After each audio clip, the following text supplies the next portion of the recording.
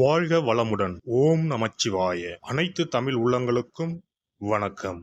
குரு பகவானின் அதிசார பெயர்ச்சி. குரு பகவான் 12 ராசிகளுக்கும் அற்புதமான பலன்களை தன் ஸ்தான பலத்தாலும் அருட்பார்வையாலும் அள்ளி வழங்குபவர். அதனால்தான் குரு பார்க்க கோடி நன்மை என்பார்கள். குருவின் திருவருள் சகல மங்களங்களையும் சுபிட்சத்தையும் அளிக்கும். குரு பிரம்மா, குரு விஷ்ணு, குரு தேவோ மகேஸ்வரக, குரு சாஸ்தாத் பரபிரம்மா, தஸ்மை ஸ்ரீ குருவே நம என்கிற மந்திரத்தை சொல்லி குருவை வணங்க நன்மைகள் தேடி வரும். ஒரு ஜாதகத்தில் ஏராளமான தோஷங்கள் கெடுக்கும் நிலையில் இருந்தாலும் கூட அப்படி தோஷம் ஏற்படுத்தக்கூடிய கிரகத்துக்கு குருவின் பார்வையோ தொடர்போ இருந்தால் அது கெடுதல்களை செய்யாது என்பது சிறப்பு. அப்படிப்பட்ட குரு பகவான் ஆண்டுக்கு ஒரு முறை ஒரு ராசியில் இருந்து அடுத்த ராசிக்கு பெயர்வார். சில நேரங்களில் அதிசாரமாகவும் வக்கரமாகவும் முன்னும் பின்னும் உள்ள ராசிகளுக்கு குரு பகவான் சஞ்சாரம் செய்வதும் உண்டு.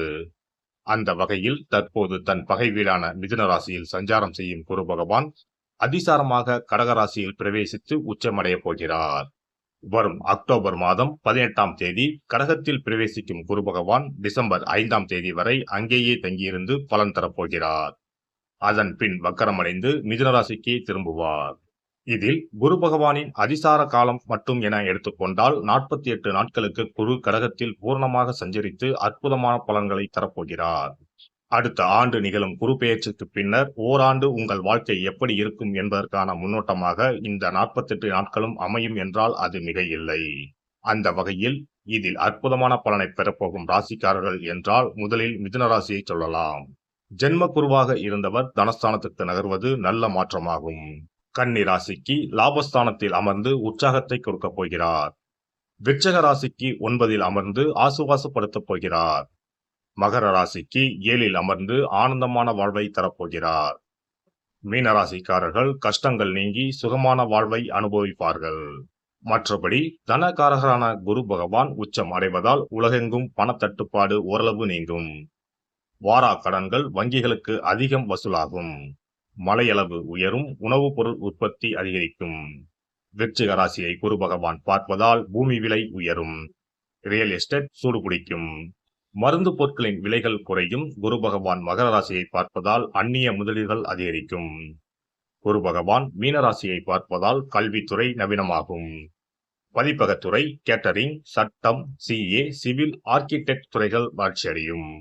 இந்த அதிசார பெயர்ச்சியால் உங்கள் வாழ்வில் வளமும் நலமும் செல்வ செழிப்பும் பெற்று வாழ்வில் உயரிய நிலையை அடைய எல்லாம் வல்ல எம்பெருமானை வேண்டி விரும்பி கேட்டுக்கொள்கிறேன். சிம்ம ராசி அன்பர்களே, தற்போது குரு பகவான் 11ஆம் இடமான லாபஸ்தானத்தில் சஞ்சரிக்கிறார். ஆகவே பல்வேறு விதமான நற்பலன்களை உங்களுக்கு வாரி வழங்கி கொண்டிருக்கிறார்.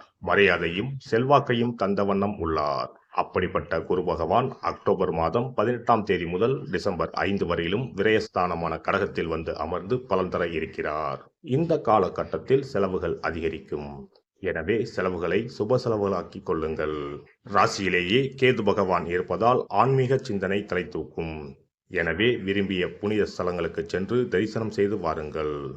சுற்றி இருப்பவர்களிடம் கவனம் தேவை. கூட பழகுகிறவர்களில் யார் நல்லவர் யார் கெட்டவர் என்பதை அறிந்து கொள்ள சிரமப்படுவீர்கள்.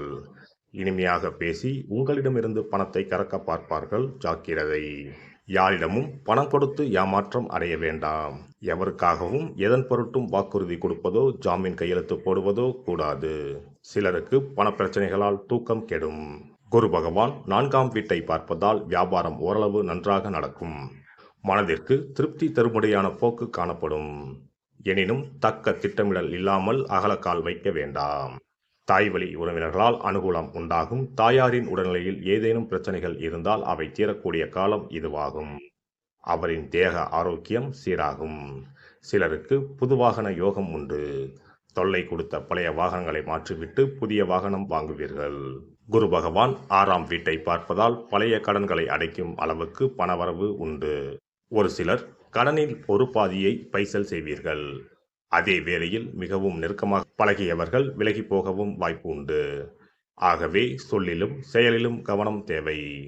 உங்களின் ஆரோக்கியம் தொடர்பான கவலைகள் விலகும். குரு பகவான் 8ஆம் வீட்டை பார்ப்பதால் திடீர் பயணங்களும் அதனால் ஆதாயமும் உண்டு. பங்குச் சந்தையில் நீண்ட கால முதலீடுகள் செய்திருப்பவர்களுக்கு நல்ல லாபம் கிடைக்கும். வெளிநாடு செல்ல விசா எதிர்பார்த்து காத்திருந்த அன்பர்களுக்கு நல்ல செய்திகள் வந்து சேரும். இந்த அதிசார குரு பெயர்ச்சியால் சிம்ம ராசியை சேர்ந்த பூர நட்சத்திரக்காரர்கள் மிகுந்த நற்பலன்களை பெறுவார்கள். மகம் மற்றும் உத்திர நட்சத்திரக்காரர்கள் மிதமான பலன்களையே அடைவார்கள். சித்தர்களின் ஜீவ சமாதிகளுக்கு சென்று வழிபடுங்கள். வியாழக்கிழமைகளில் காலை வேளையில் சிவாலயம் சென்று வழிபடுங்கள். ராசியில் கேது பகவான் இருப்பதால் சதுர்த்தியில் விநாயகர் பெருமானுக்கு தேங்காய் மாலை கட்டி சமர்ப்பணம் செய்தால் காரிய தடைகள் விலகும். சிறப்பு தொகுப்பு: தோஷங்களை நீக்கும் கற்பூர பரிகாரம். வாஸ்து சாஸ்திரங்களின்படி வாழ்க்கையில் மகிழ்ச்சியையும் செழிப்பையும் கொண்டு வர பல வழிகள் உள்ளன. வருமானம் பெருக, வீட்டில் உள்ள கண் திருஷ்டி நீங்க, வேலை கிடைக்க, பல சுப பலன்கள் கிடைக்க சிறு விஷயம் செய்தால் எல்லாம் நல்லபடியாக நடக்கும். வாஸ்துப்படி கற்பூரம் மற்றும் கிராம்பு எரிப்பது பல பிரச்சனைகளை சமாளிக்கும். இரவில் கிராம்பு வைத்து கற்பூரம் கொளுத்துங்கள். ஆசைகளை நிறைவேற்றும் சக்தி கற்பூரத்திற்கு உண்டு. உங்கள் விருப்பம் நன்றாக இருந்தால் அது நிச்சயம் நிறைவேறும். பண பிரச்சனைகளில் இருந்து விடுபட சனிக்கிழமை இரவு படுக்கைக்கு செல்வதற்கு முன் கிராம்பு மற்றும் கற்பூரத்தை வெள்ளி கிண்ணத்தில் எரிக்கவும். இப்படி செய்தால் பண பற்றாக்குறையை போக்கலாம். வீட்டில் உள்ள எதிர்மறை சக்தியை விரட்ட கற்பூரம், கிராம்பு மற்றும் ஏலக்காய் நன்றாக வேலை செய்யும். இவை தீய சக்திகளை வீட்டில் இருந்து விலக்கி வைக்கும். கற்பூரம், 5 ஏலக்காய், 5 கிராம்பு ஆகியவற்றை ஒரு பாத்திரத்தில் எடுத்து எரிக்கவும். முதலில் பூஜை அறையில் வைத்து எரித்துவிட்டு அந்த புகையை வீட்டின் மூலை முடுக்கெல்லாம் பரவவிட வேண்டும். இவ்வாறு செய்வதன் மூலம் வீட்டில் அமைதி உண்டாகும். கண் திருஷ்டி நீங்கும். எதிர்மறை ஆற்றல்கள் அகற்றப்படும். வீட்டில் இருப்பவர் மீது தீய பார்வை இருந்தால் அது நீங்கும். இவற்றை எரிப்பதன் மூலம் வீட்டில் உள்ள எந்த நோய்வாய்ப்பட்ட நபரின் உடலில் இருந்தும் அந்த பிரச்சனைகள் நீங்கும். ஆரோக்கியம் மேம்படும். சனிக்கிழமை அன்று மாலை வீட்டில் கிராம்பு மற்றும் கற்பூரத்தை எரிப்பது குடும்ப உறுப்பினர்களுக்கு மகிழ்ச்சியையும் அன்பையும் தரும். எல்லோரும் மகிழ்ச்சியாக இருப்பார்கள். எதிரிகளிடமிருந்து விடுபடுவார்கள். மேலும் கிராம்பு மற்றும் கற்பூரத்தை எரித்து வர வீட்டில் உள்ள பிணக்குகள் நீங்கும். சில சமயங்களில் நீங்கள் எவ்வளவு முயற்சி செய்தாலும் உங்கள் தொழிலில் வெற்றி பெற முடியாது. இது போன்ற சமயங்களில் கற்பூரத்துடன் இந்த தீர்வை முயற்சிக்கவும். இந்த அணுகுமுறை நீங்கள் விரும்பிய வெற்றியை தரும். வேலை நேர்காணலுக்கு செல்லும் போது கற்பூரம் மற்றும் கிராம்பு எரிப்பது நல்லது. மேலும் 2 கிராம்புகளை வாயில் போட்டுவிட்டு வெளியே செல்லவும். நேர்காணலுக்கு செல்வதற்கு முன் அவற்றை அசைக்கவும். இப்படி செய்தால் வேலை கிடைக்கும். தொழிலில் முன்னேற்றம் ஏற்படும். கடுகு எண்ணெயில் 2 கிராம்புகளை போட்டு காலையில் கடவுளுக்கு அருகில் தீபம் ஏற்றவும். அதன் பிறகு நேர்காணலில் கலந்து கொள்ளுங்கள். இவ்வாறு செய்வதன் மூலம் தொழிலில் உள்ள தடைகள் அனைத்தும் நீங்கும். நல்ல வேலை கிடைக்கும். திருமண உறவில் சிக்கல் இருந்தால் வெள்ளி அல்லது வேறு ஏதேனும் பாத்திரத்தில் கற்பூரத்தை எரிக்கவும். அறையின் மூலையில் 2 கற்பூரங்களை வைக்க வேண்டும். இவ்வாறு செய்வதன் மூலம் தம்பதிகளிடையே ஒற்றுமை அதிகரிக்கும். மேலும் இரவில் கற்பூரம் மற்றும் கிராம்புகளை எரிப்பதால் வாழ்வில் உள்ள தடைகள் நீங்கும். 6 கற்பூரம் மற்றும் 36 கிராம்புகளை எடுத்து வீட்டில் தூவி வர உங்கள் திருமண வாழ்க்கையில் உள்ள தடைகள் நீங்கும். எந்த ஒரு பரிகாரமாக இருந்தாலும் அதை முழு மனதோடு தெய்வ நம்பிக்கையோடு தொடர்ந்து செய்து வந்தால் மட்டுமே பலன் கிடைக்கும். எனவே நம்பிக்கையோடு செய்து பலனை பெறுங்கள். நல்லதே நடக்கும். எல்லாம் வல்ல இறையருளால் நீங்களும் உங்கள் அன்பு குடும்பமும் உடல் நலம், நீலாயுள், நிறை செல்வம், உயர் புகழ், மெய்ஞானம் ஓங்கி வாழ்க வளமுடன்.